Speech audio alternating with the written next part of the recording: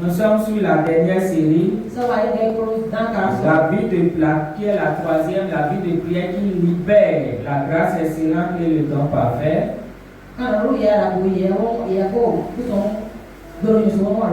Et nous sommes sur le deuxième thème, quelques conditions pour une vie de prière efficace.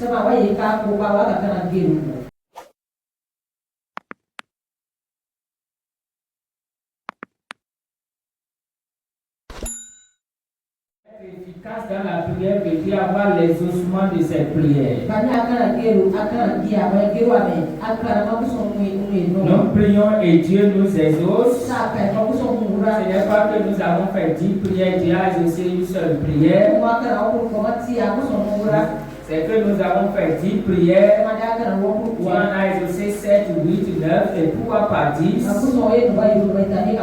Là, nous disons que nous sommes efficaces dans la prière.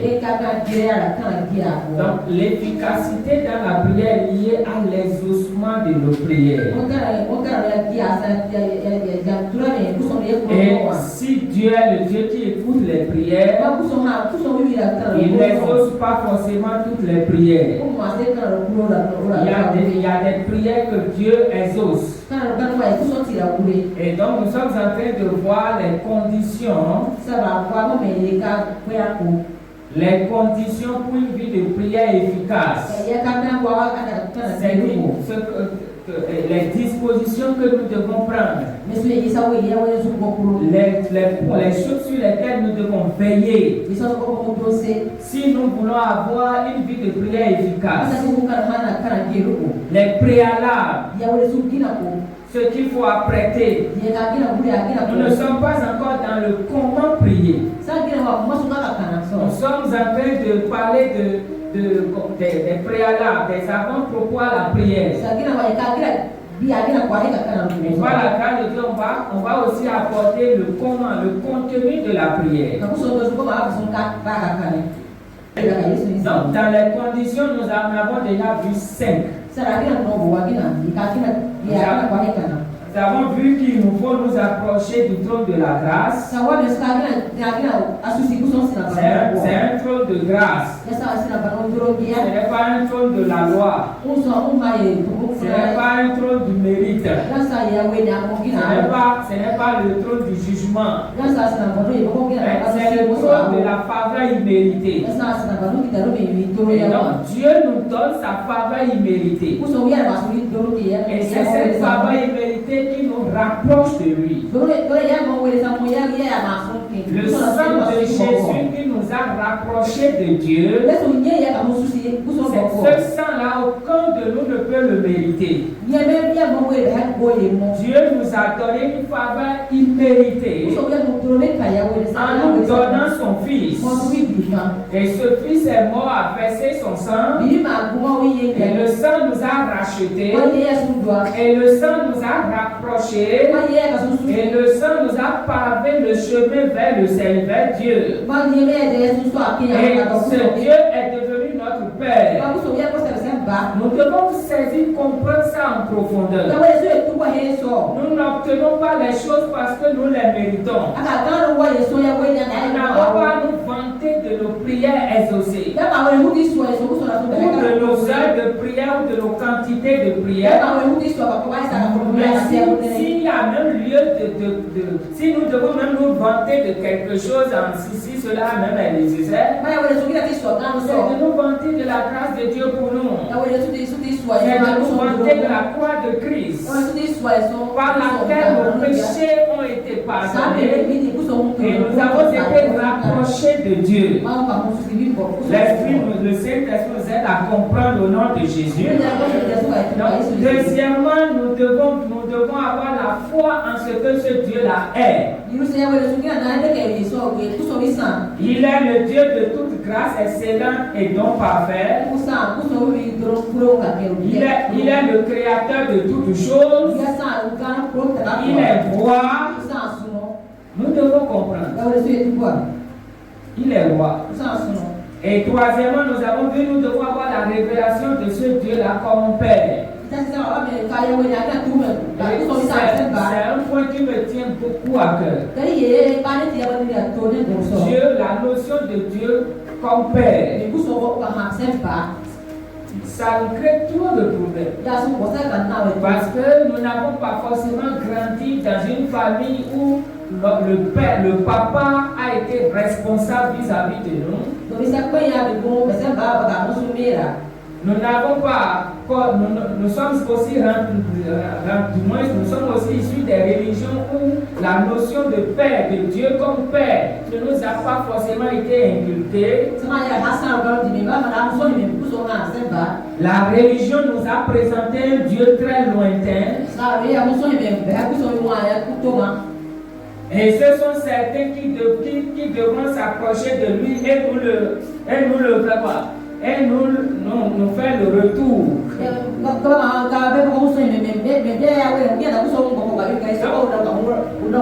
Alors quand on parle de Dieu en tant que Père, c'est compliqué. Quand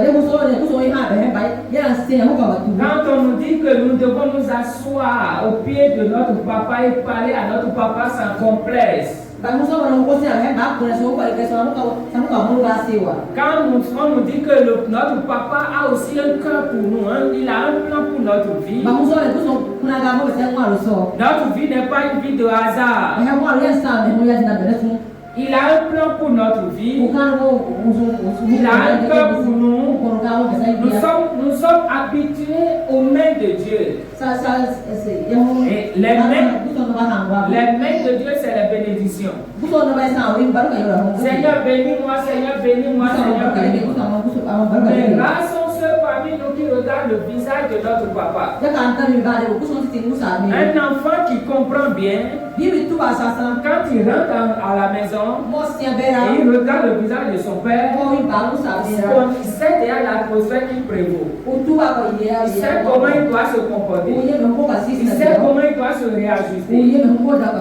Très peu parmi nous regardent le visage de papa pour savoir si papa est content de la vie que nous menons. Rares sont ceux parmi nous qui déposent nos vies au pied de la croix pour dire Seigneur, papa, est-ce que tu es content de moi?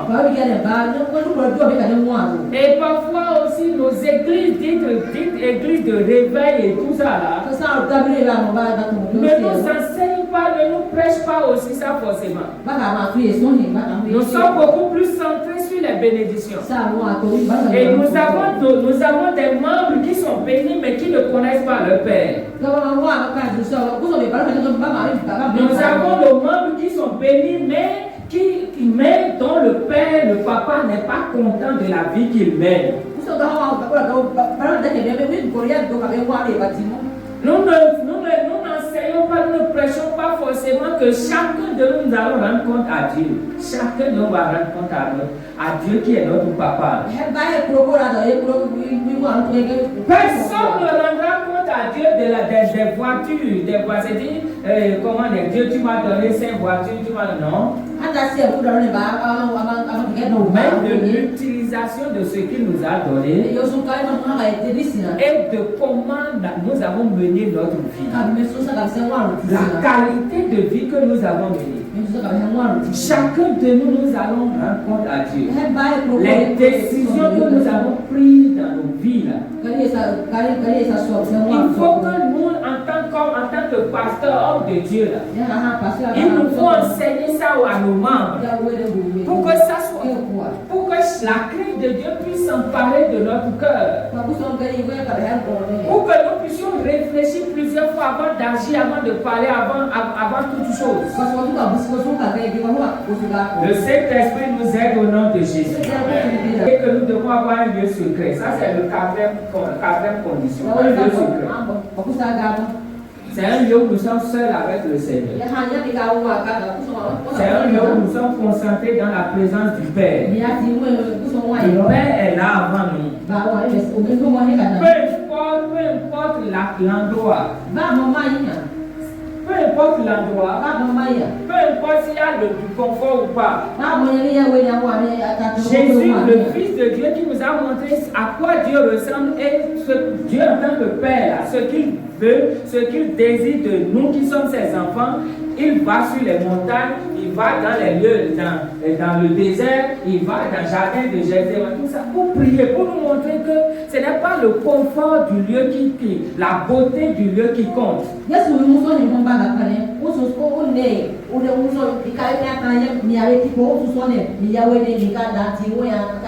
peut être ton lieu secret. Le salon peut être ton lieu secret. La chambre à coucher peut être ton lieu secret. Ta voiture peut être ton lieu secret. Partout où tu es seul concentré sur la présence du Père, c'est ce lieu est ton lieu secret. Et nous devons comprendre. Nous devons chercher, nous devons développer l'aspect lieu secret. Nous devons développer ça. La qualité de la vie extérieure, la vie publique que tout le monde voit est liée à la qualité de la vie secrète, la vie que tu mènes en secret avec ton Père.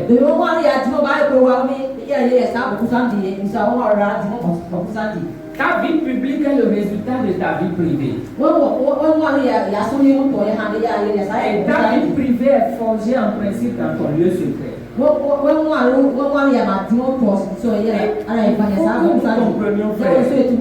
tous, nous devons avoir un lieu secret.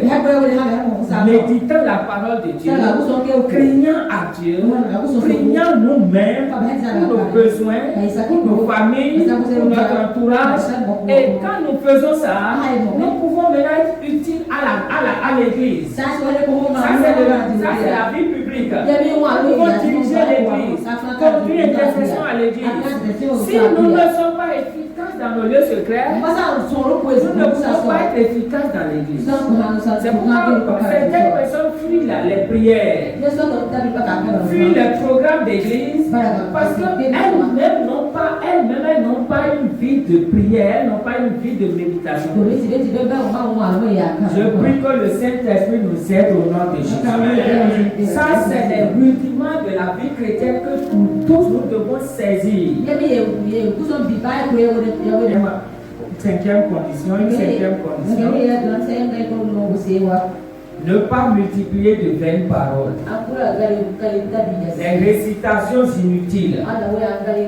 Nous avons tous fait des religions où on nous a fait réciter des prières qui n'ébranlent pas Dieu. Des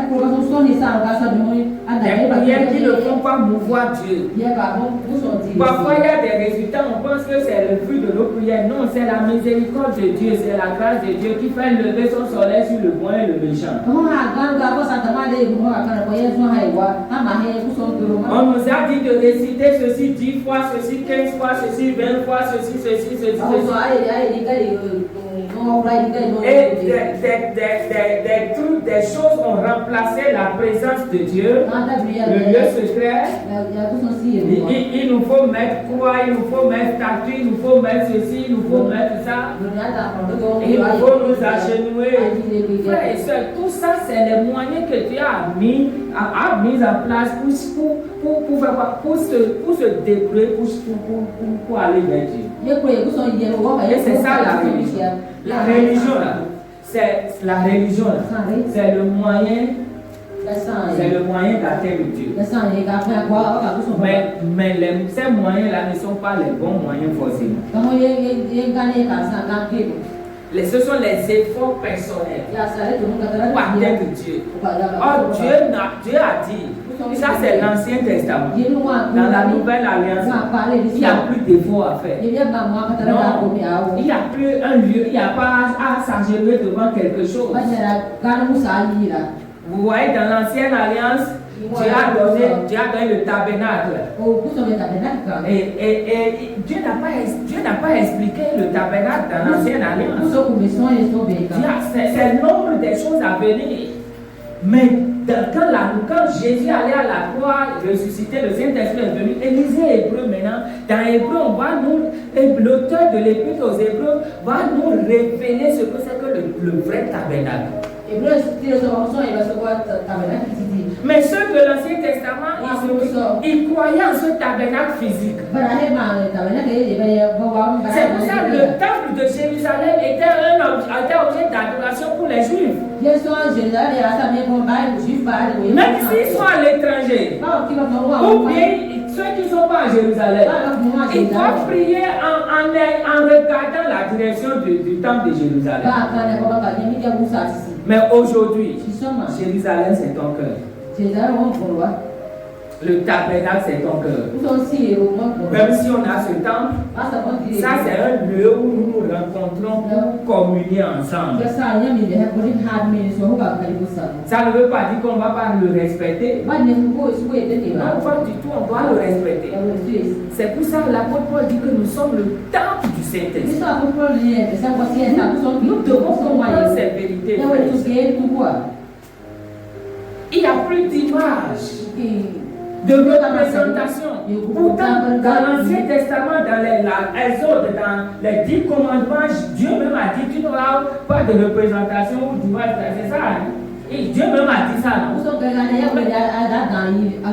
Je ne sais pas si c'est pas Dieu même a donné tabernacle.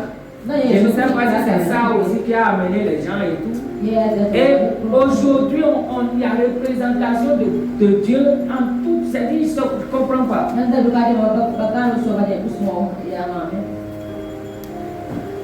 Je prie que le Saint-Esprit nous ouvre l'intelligence pour que nous puissions comprendre cette vérité basique de la vie chrétienne. La prière, ce n'est pas une récitation. C'est parler avec son Père. Ouvrir son cœur en présence de son Père. C'est ça la prière. Dire à son papa ce qui est. C'est ça la prière. Jésus a dit quand vous priez là, ça c'est Matthieu 6 verset 6. Ne multipliez pas de vaines paroles. Et nous avons vu mercredi dernier ce que c'est que les vaines paroles. Les paroles que nous prononçons sans réfléchir. Les paroles que d'autres ont écrit, on nous a dit de réciter là. Et nous récitons ces paroles. On ne peut pas t'écrire une prière et toi tu vas faire, ce serait efficace. Parfois aussi, nous les hommes de Dieu, parfois on écrit prière qu'on donne à nos membres. Non, frères et sœurs, le membre a un papa qui est notre papa aussi. C'est pour ça qu'on enseigne la prière, nous enseignons la prière. Pour que chacun de vous sachiez prier. Pour que vous soyez dépendant, libre du pasteur, mais dépendant, esclave du Saint-Esprit. C'est ça la vie chrétienne, frère. Il n'y a pas de récitation à faire. Il y en a qui aiment les sauves. Avant de dormir, on doit lire un psaume. Les psaumes que nous lisons là, sachons que c'est des gens qui ont fait des expériences et au but de ces expériences, ils ont écrit. Mais toi qui récites là, si tu as fait ces expériences, quand David dit il faut casser les dents mes ennemis. Est-ce que tu sais les ennemis, tu sais dans le contexte de David là, même son propre enfant mobilisait une armée là pour le combattre. Le roi Saül là, le roi Saül déchu là, a pris toute l'armée d'Israël pour combattre qui? Pour combattre David. Ses ennemis étaient vraiment physiques et nombreux. Et face à ça là, c'est là qu'il dit Dieu combat mes ennemis. Prends un caillou, il faut casser leurs dents. Il faut faire ça. Et aujourd'hui, beaucoup d'entre nous, on prend ces sommes-là, on prend ça, on dit. Même quand nos caractères acariaques là se révèlent et nous créent des ennuis là. Au lieu de demander pardon à ceux que nous avons offensés, on prend les sommes de David, on prie avec ça pour que Dieu tue ou bien de ça. Soyons conséquents, frères et sœurs. Je n'ai pas dit qu'on ne va pas utiliser sauve. Il faut comprendre sauve. Il faut utiliser les sauves. Tous les livres, passages, versets de l'Ancien Testament doivent être compris dans la pensée de la nouvelle alliance. Nous devons utiliser l'Ancien Testament dans la pensée du Nouveau Testament.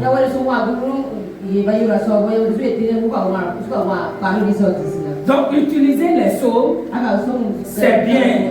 Mais utiliser les psaumes en comprenant maintenant que avant David n'avait pas le Saint-Esprit en lui. Mais toi, tu as le Saint-Esprit en toi. Avant, David n'avait pas un temple, son corps n'était pas le temple. Il avait un temple physique et d'ailleurs même en son temps, il n'avait même pas le temple. C'est son fils qui est venu construire le temple. Donc il faut comprendre tout ça. Comprendre que toi maintenant, tu es 1000 fois mieux que David. Tu es supérieur en tout à David. Même si David a fait des choses spectaculaires. Parfois, c'est les choses spectaculaires là, nous voyons, nous comparons à nous. David est un serviteur. Toi, tu es un enfant. Entre la bonne et l'enfant, qui est supérieur? Dites-moi, qui est supérieur? L'enfant. Est-ce que l'enfant est supérieur à cause de ses œuvres? Il est supérieur à cause de ses œuvres? Non, il est supérieur à cause de la filiation. Donc c'est à cause de notre filiation à notre Père, à Dieu notre Père, que nous sommes supérieurs à tous ceux de l'Ancien Testament. Ce n'est pas à cause des œuvres. La plupart des grands de l'Ancien Testament ont accompli de grandes choses 1000 fois mieux que nous. Mais il n'en demeure pas moins que nous sommes les enfants de Dieu et ils sont des serviteurs. Comprenons bien. Le Saint-Esprit nous aide au nom de Jésus. Ce matin, nous allons continuer. Nous allons lire Jean 15, verset 1 à 7. Jean chapitre 15, verset 1 à 7. Jean 15, verset 1 à 7. Jean 15, verset 1 à 7. Oui. Je suis le vrai cep. Oui. Et mon Père est le vigneron. Tout sarment qui est en moi et qui ne porte pas de fruits, il le retranche. Et tout sarment qui porte du fruit, il le monte afin qu'il porte encore plus de fruits. Vous écoutez ce que Jésus dit. Il ne peut pas dire ça à ceux, même là, il le dit à nous. Il le dit aux disciples.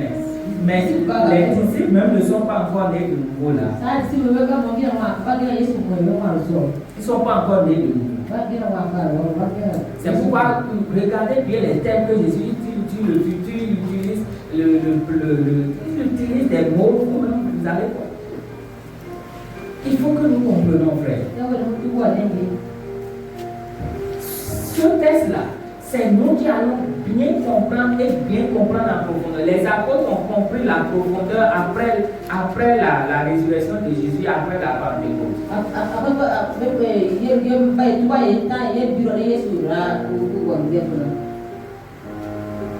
C'est pourquoi même dans Jean 7, il va le dire, vous êtes avantageux que je m'en aille. Parce que si je ne m'en vais pas, le consolateur ne viendra pas. Là, ils n'ont rien compris. Ils étaient tristes. Quand il leur a dit qu'il doit s'en aller, ils étaient tristes. Il y a un avantage dans mon départ.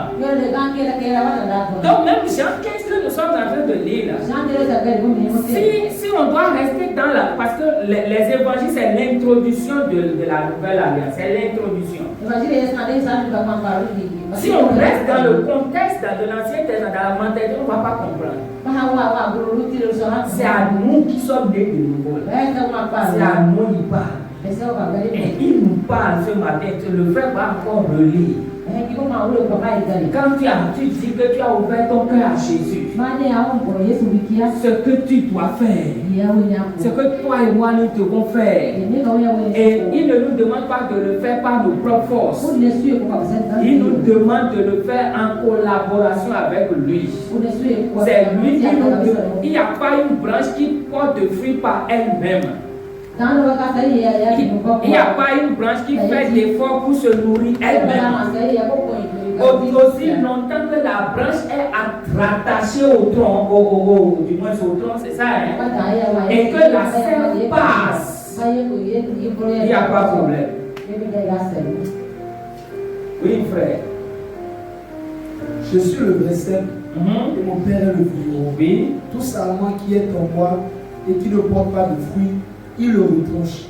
Et tout sarment qui porte du fruit, il le mord afin qu'il porte encore plus de fruits. Oui. Déjà, vous êtes purs à cause de la parole que je vous ai annoncée. Demeurez en moi et je demeurerai en vous. Comme le sarment ne peut de lui-même porter du fruit s'il ne demeure attaché au cep, et si vous ne pouvez non plus si vous ne demeurez en moi. Je suis le cep, vous êtes les sarments. Celui qui demeure en moi et en qui je demeure porte beaucoup de fruits, car sans moi, vous ne pouvez rien faire.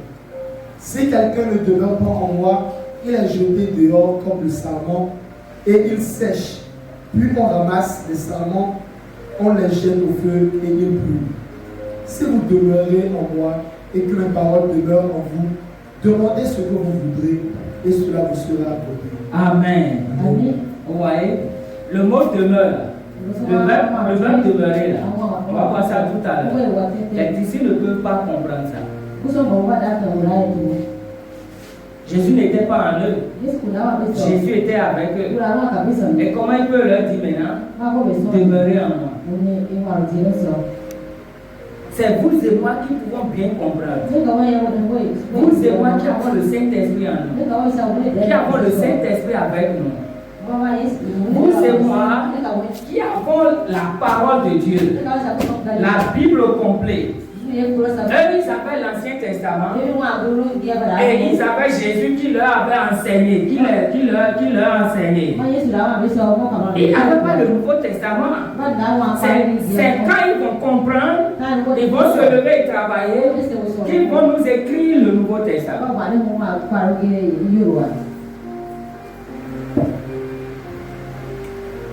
Alors, quelles conditions nous devons remplir pour que nos prières soient exaucées? Sixième condition, il faut demeurer en Christ et laisser ses paroles demeurer en nous. Il faut demeurer en Christ. Je nous exhorte à écrire, frères. Cahier Big Bible. Il ne faut pas dire que vous êtes assez beaucoup plus intelligent pour garder tout, non? Vous pouvez oublier tout. Il faut écrire. Et quand vous rentrez, réviser ces choses. C'est du travail, frères. La vie dont nous parlons là, ne peut s'extérioriser que lorsque vous et moi nous travaillons ce que nous écoutons. Donc, quelles conditions remplir pour que nos prières soient exaucées? Nous devons demeurer en Christ. Et ces paroles doivent demeurer en nous. Deux facettes. Être en Christ, Christ en nous. Être en Christ, nous devons demeurer en lui. Et ces paroles doivent demeurer en nous. Et nous allons mieux comprendre maintenant. Pourquoi il dit demeurer en Christ? Pourquoi il nous dit de demeurer en Christ? Qu'est-ce que ça veut dire demeurer en Christ? Le verbe demeurer là, qu'est-ce que cela veut dire? Oui, on peut ouvrir le dictionnaire Robert pour mieux comprendre. Mais je voudrais que nous utilisions le mot grec qui est traduit par demeurer là. Pour mieux comprendre ce que Jésus est en train de dire. Gloire à Jésus-Christ. Donc le mot traduit par demeurer là signifie rester. Donc vous devez rester en moi. Ça veut dire qu'il y a des gens qui peuvent quitter Christ. Démas a quitté. Quoique Démas est venu à Christ. Quoique Démas a cru en Christ et est devenu un ouvrier efficace aux côtés de l'apôtre Paul. Paul va le citer comme faisant partie de ses compagnons d'œuvre. Et va dire comment il a été efficace à ses côtés dans le service. Mais quelques temps plus tard, l'apôtre va dire que Démas l'a abandonné. Pas par amour pour le siècle présent. Par amour pour le siècle présent. Donc, Démas, l'amour de l'argent, l'amour des plaisirs, l'amour des choses attrayantes de ce monde va amener Démas à abandonner Christ. Et je peux supposer qu'il a aussi abandonné la foi.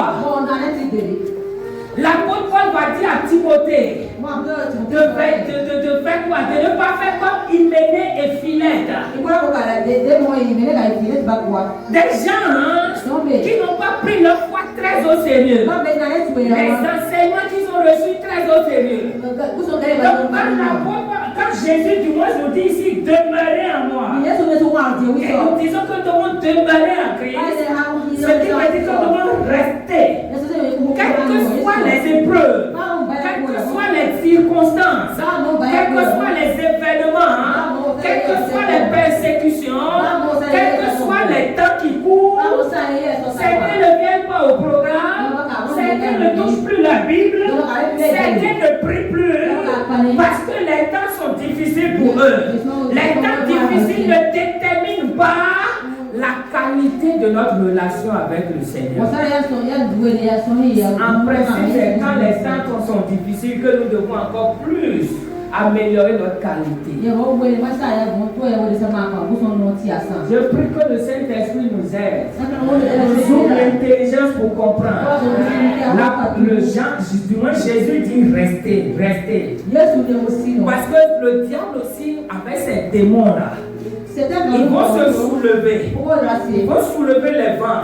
Ils vont soulever les tempêtes. Et vous allez vouloir quitter. Mais restez. Attachez vos ceintures. Tenez bon. Restez. Habitez. Résider, persévérer, persévérer, persévérer, persévérer, persévérer. Combien parmi nous, pas forcément dans cette église, pas de façon globale, combien de frères en Christ, de sœurs en Christ? Et je crois hier, papa a déployé à même dit, c'était la méditation d'hier, ne vendez pas votre salut. Combien ont vendu leur salut? Combien d'enfants de Dieu ont vendu leur salut? Combien d'hommes de Dieu ont vendu leur salut? Pour avoir la foule, pour avoir le spectaculaire, combien d'hommes de Dieu ont vendu leur salut? Moi, je ne vendrai jamais au nom de Jésus. Par la grâce de Dieu, Seigneur me donnera la force. Quel que soit l'effectif, et je nous vois grandir, aller juste là-bas au nom de Jésus. Quels que soient les miracles, s'il y en a ou pas, nous y resterons au nom de Jésus. Nous y demeurerons au nom de Jésus. Quelles que soient les épreuves, parfois Satan nous décourage. Tu as vu, malgré tes efforts, regarde combien de personnes sont venues au culte aujourd'hui. Combien? Tu dis aux gens évangéliser, combien évangélisent? Combien gagnent des âmes? Tu prêches la prière, combien prient? Combien jeûnent? Quand tu dis jeûne là, vendredi je bouge, combien jeûne? Ils nous découragent. Mais nous refusons de nous laisser décourager. Et nous avons cette foi que vous allez comprendre et faire le travail comme Dieu le veut dans le nom de Jésus. Nous refusons d'aller voir quelqu'un pour nous aider à vous faire comprendre de façon artificielle. Nous refusons d'aller voir quelqu'un pour nous aider à avoir le nombre. Jésus a le nombre sans aller voir quelqu'un. Nous avons le nombre, l'effectif sans aller voir aussi quelqu'un. Et s'il y a quelqu'un que nous devons voir, c'est notre Père. Et nous sommes en train de faire notre travail. Nous comprenons et nous travaillons. Ça peut prendre du temps. Rester, habiter, demeurer, persévérer, ne pas s'éloigner. Ne vous éloignez pas. La Bible dit que Pierre suivait Jésus de loin. Quand Jésus était arrêté, quand son maître était fait arrêter, quand Judas l'a trahi, et que les souverains sacrifiés, tout ça, ils ont mis la main sur Jésus, ils l'ont pris, tous les disciples ont fui. Les temps d'épreuve. C'est pour ça que je dis, c'est pour nous. C'est nous qui allons mieux comprendre. Parce que ceux à qui s'adressait directement, là, ils ont tous fui, donc ils l'ont laissé. Quelques temps plus tard, ils ont tous fui. Parce qu'ils n'avaient pas le Saint-Esprit. Ils n'étaient pas nés de nouveau. C'est pourquoi Jésus ne pouvait pas leur en vouloir. Quand il a ressuscité, il s'est montré à eux, il ne les a pas condamnés. Mais il parle à nous maintenant. Et eux aussi, quand ils sont nés de nouveau. Et quand ils ont compris, c'est pourquoi Pierre va dire, je ne suis pas dit d'être crucifié comme mon Seigneur, crucifiez-moi la tête en bas. Quand ils ont compris, ils ont décidé de ne pas céder à la pression de la persécution au point où ils ont donné leur vie. C'est ça, frère et soeur. Quand tu travailles dans le difficile, quelle est ta relation avec ta Bible? Quelle est ta relation avec ton église locale? Quelle est ta relation avec tes frères et sœurs? Parfois, nous nous éloignons avec des arguments qui ne tiennent pas. Les frères ne savent pas ce que je vis. Le pasteur ne sait pas ce que je vis. L'église ne sait pas ce que je vis. Ce n'est pas en t'éloignant que tu vas surmonter, que tu auras la victoire. Reste, demeure. Il y a un temps d'épreuve, mais il y a aussi un temps pour la victoire. La victoire est proche, frères et sœurs. Amen. Les disciples se sont, du moins Pierre, la Bible dit dans Matthieu ou dans le Marc, la Bible dit que Pierre suivait Jésus de loin.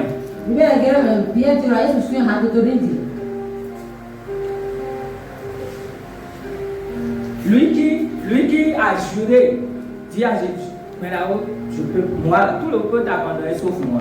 Je donne ma vie. Avant même que le corps me chante là. Tu vas me relier 3 fois. Il dit, c'est fou.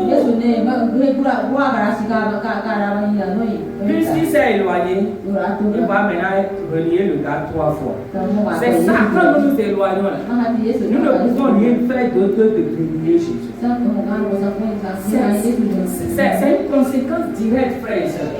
Et c'est la stratégie de l'ennemi aussi. Il essaie de nous éloigner. Tu as entendu, c'est toi, pasteur, a prêché aujourd'hui. Tu as vu, non? Tu t'es confié au pasteur, le pasteur t'a exposé, t'a prêché. Et on se fâche. Nous, on lit l'épître de Paul. On lit les épîtres, non? Et la Bible nous parle des gens, non? Maintenant, nous ne veut pas même qu'on nous parle des gens. La Bible parle de David, même qui a péché. Il a tué Uri, il a commis adultère. La Bible a tout dévoilé. Nous lisons aujourd'hui. Mais nous ne veut pas qu'on parle de nous. Parce que notre cœur n'est pas encore traité. On est encore orgueilleux. Pourquoi on va parler de moi? À cause de ça, on manque l'église. À cause de ça, on manque les programmes. À cause de ça, on est grincheux comme le pasteur. Frère, ça, si tu te fais du mal à toi-même. Tu te fais du mal à toi-même. Laissons les enfantillages là.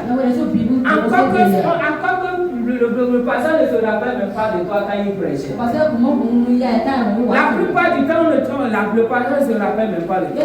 Mais Satan prend ça là, il amplifie ça dans ton cœur, ne serait-ce que pour t'éloigner afin de ta base. Il faut grandir, frère et soeur.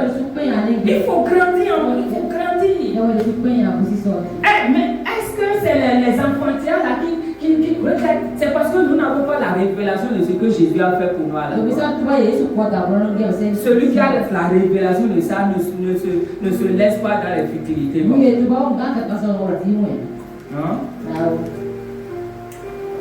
Les enfantillages comme ça, non? il ne faut pas s'éloigner. Ne t'éloigne pas. Jésus dit ne vous éloignez pas. Ils n'ont pas compris. Eux tous, quand Jésus a été arrêté, c'est normal.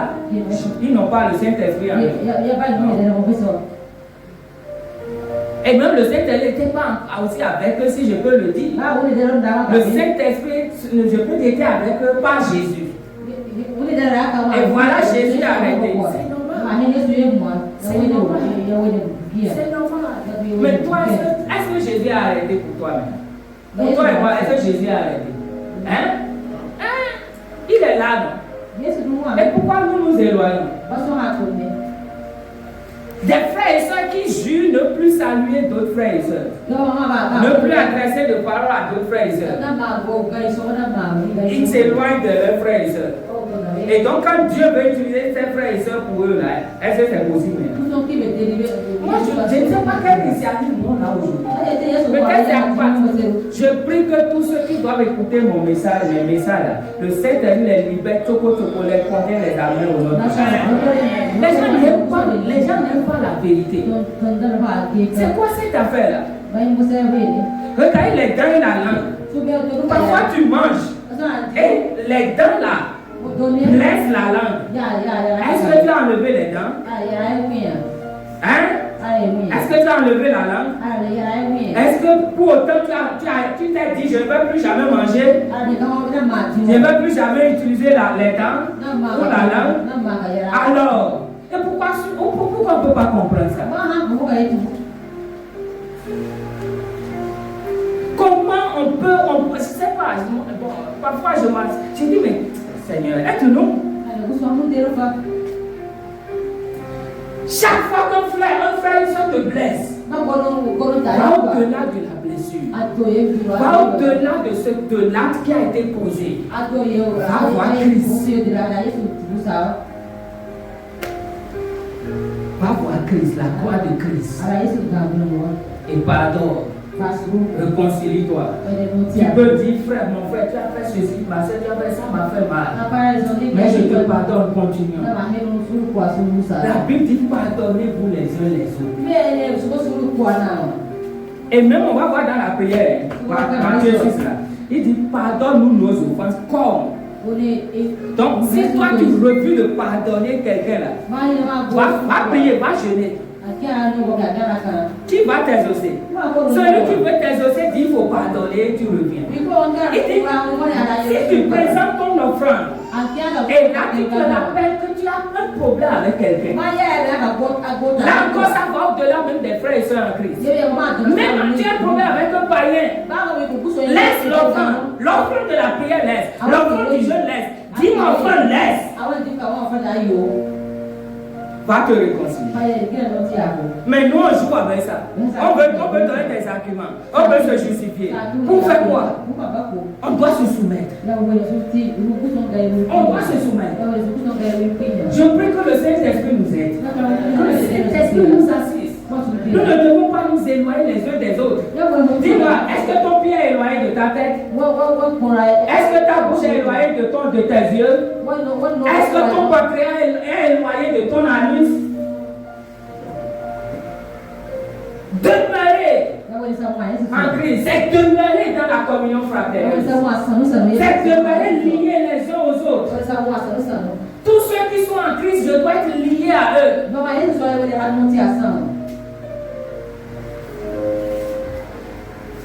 Ne pas s'éloigner. Rester attaché. Je dois rester attaché à mon frère, ma soeur. Je dois rester attaché à la parole de Dieu.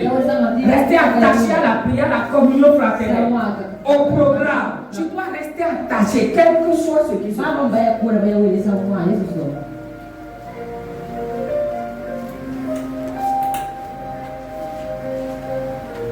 Dans le Nouveau Testament, ce mot signifie une relation permanente et vivante. Jésus dit demeurer en moi. Cela veut dire quoi?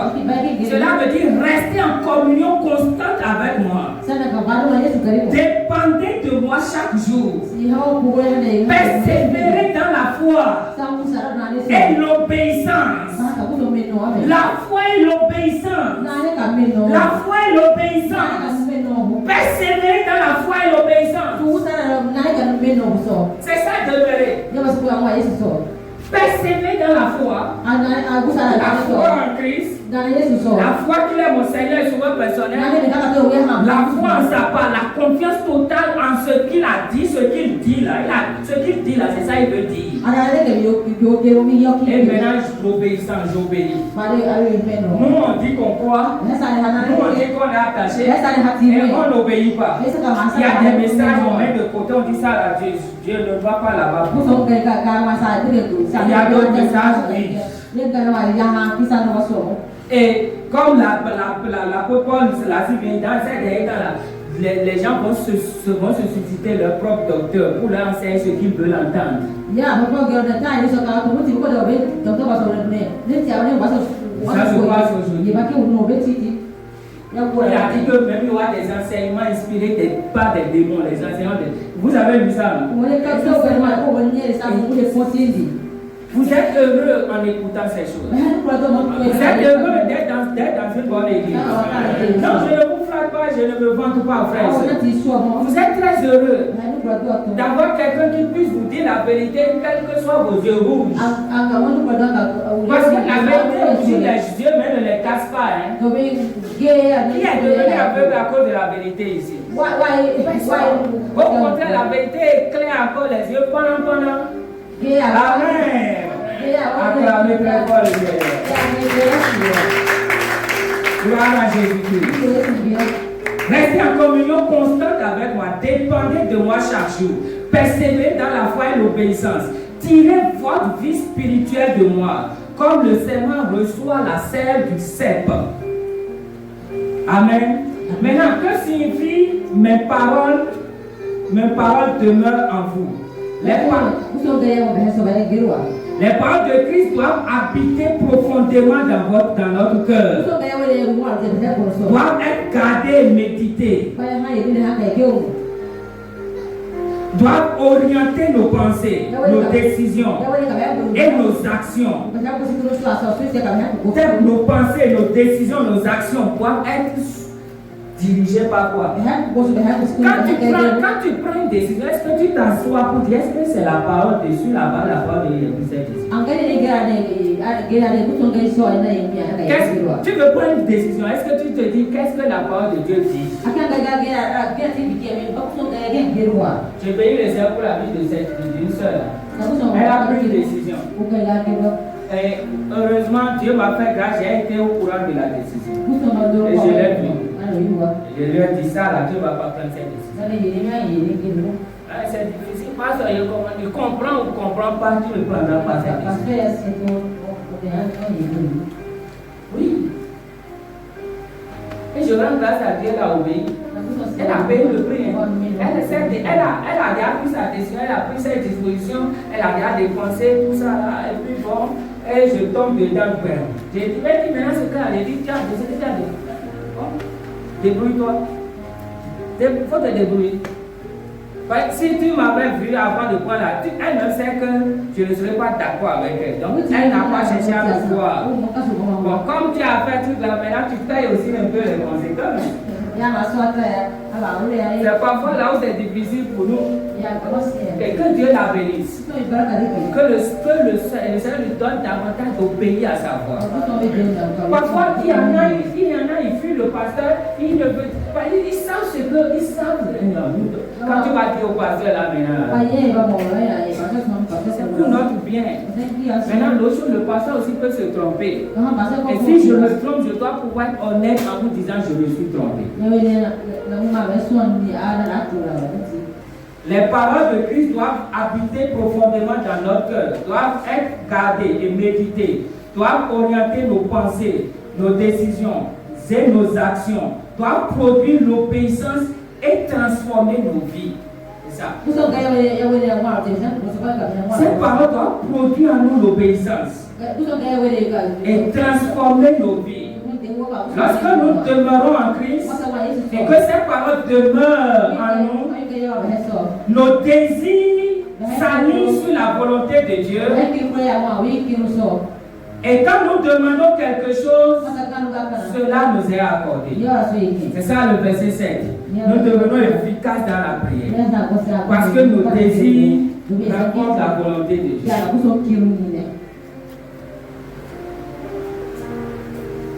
Le Seigneur nous assiste au nom de Jésus. Donc en résumé, le mot demeurer exprime l'idée de rester continuellement unis à Christ, persévérer dans une communion vivante avec lui et laisser sa parole habiter et gouverner toutes nos vies. C'est une relation constante et non une expérience occasionnelle. Amen. C'est une expérience constante. Gloire à Jésus. C'est une relation constante et non une expérience occasionnelle. Ça veut dire que ce n'est pas occasionnel. Mais c'est constant. Chaque fois quand tu veux prendre une décision, qu'est-ce que Jésus prenait comme décision si c'était lui qui était face? C'est le réflexe. Et pour savoir ça, il faut aller dans sa parole. C'est une des choses pour lesquelles nous méditons chaque jour. Parce qu'à force de méditer, même si parfois tu ne comprends pas certains versets, certains textes, quand tu seras face à une décision, le Seigneur va te rappeler un texte. Va te rappeler une histoire pour t'orienter dans la décision. C'est ce qui est là qu'il prend pour te rappeler. Si rien n'est là, il n'y aura rien. Pourquoi nous sommes encouragés à méditer tous les jours et à prier aussi tous les jours, frère. Le Saint-Esprit nous aide. Septième point. Septième condition. Il faut toujours demander maintenant. Jean 16, verset 24, si je ne m'abuse. Jean 16, 24, Matthieu 6 aussi, verset 8. Il dit, même à Matthieu 7, dans Jean 16, 24, il dit, jusqu'à présent, vous n'avez rien demandé en mon nom. Demandez et vous recevrez, afin que votre voix soit parfaite. Et maintenant, il nous dit, demandez. C'est pourquoi si vous demeurez en moi, et que mes paroles demeurent en vous, et maintenant la suite, la conséquence directe, c'est demander. Demandez ce que vous voulez. Demandez ce que vous voulez. Demandez. Il y en a qui ne demandent pas. Il y en a qui disent non, le Seigneur sert. Dans Matthieu 6, Jésus dit, le Père sert ce dont vous avez besoin. Même s'il sert, il sert. Quand Jésus dit il sert, on va revenir sur Matthieu 6 pour revoir le contenu de la prière. Quand il dit votre Père sert, il le dit pour nous dire que la demande n'est pas d'abord la priorité. Il n'a pas dit qu'il ne faut pas demander. Il a dit non, la demande n'est pas prioritaire. C'est pourquoi dans le verset 9, il dit voici comment vous devez prier. Et quand il dit voici comment, il n'a pas commencé par la demande. Donc les gens prennent ça pour dire non, Dieu même sait, Dieu sait ce dont j'ai besoin. J'ai besoin de demander. Non, non, il a dit je sais, mais demande. Seulement ne place pas la demande au début de ta prière. Au début de ta prière, tu dois me reconnaître comme Père. Ce qui veut dire que tu dois reconnaître mon autorité paternelle sur ta vie. Tu dois reconnaître mon autorité aussi disciplinaire. Ce qui veut dire que tu me donnes le plein droit, le droit à 1000% même de te discipliner si tu fais mal. C'est dit notre Père, on va voir notre Père. Tu reconnais le Père, son autorité, son pouvoir sur ta vie, son droit d'ingérence dans ce que tu appelles ta vie là. Et tu dois l'élever. Tu dois l'honorer, tu dois le glorifier, le remercier pour ce qu'il a fait d'abord. Et maintenant, tu demandes. On va revenir sur le contenu. Tu demandes maintenant. Mais non, oh Seigneur, tu vois non, tu vois mon nom, tu vois comment je souffre. Mais fais quelque chose. C'est pas prière, frère. Même si tu souffres, dans ta souffrance là, avant que tu ne rentres dans cette souffrance là, il n'y a rien que ton Dieu en tant que Père t'a fait.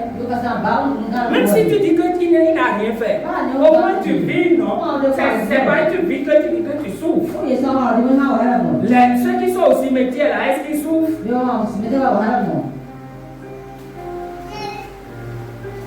Donc tu dois reconnaître et dire même merci pour la vie qu'il t'a donnée, la santé qu'il t'a donnée, la liberté qu'il t'a donnée. C'est ça Jésus dit. C'est pour ça Jésus devant le tombeau de la, il a dit quoi? Père, je te... Il n'a pas dit Lazare sort en même temps. Il n'a pas dit oh Seigneur, je suis là, mais ne me rendis pas. Ne me rendis pas. Oh. Tu vois, la foule est envahie là, la foule veut me voir agir. Pardon, s'il te plaît. Je t'en supplie. Non. Il dit je te rends grâce. Il a 5 pains, 2 poissons. En face, il y a 5000 hommes. Sans compter femmes et enfants. Et il prend, il n'a pas dit Dieu, toi-même là, papa, toi-même là. Comment tu peux me mettre dans l'épreuve comme ça? Comment tu peux me tenter jusqu'à ce point? Ce que tu fais, c'est pas bien. Comment il allait mourir là? Un peu comme nous-mêmes on dit. Mes enfants, la rentrée maintenant, comme qu'est-ce que tu fais comme ça? Comme non, toi-même, sois réaliste. Non. Il a dit il a pris les épaules, il a fait quoi? Il a rendu grâce. Avant de dire, on va prier par la grâce de Dieu, on va prier avant les rentrées. Avant de demander quoi que ce soit pour la prochaine rentrée, rendre grâce à Dieu pour la rentrée passée. Tout ce que tu as fait la rentrée passée. Même si ton enfant a échoué, rendre grâce, il est là. Il y en a qui ont échoué, qui sont morts. Il y en a qui n'ont pas fini l'année et ils ont échoué. Mais toi, il y en a qui ont été renvoyés pour la contribution. Tu n'as pas dit au moins ils n'ont pas dépensé inutilement. Non, frère, il faut voir toujours ce que Dieu fait de bien dans ce que nous estimons être le mal, que nous considérons être mauvais. L'entrée de voir le bien que tu as fait. Laisse la tête, toi, le Seigneur. Dis merci à Dieu. Bénis le Seigneur.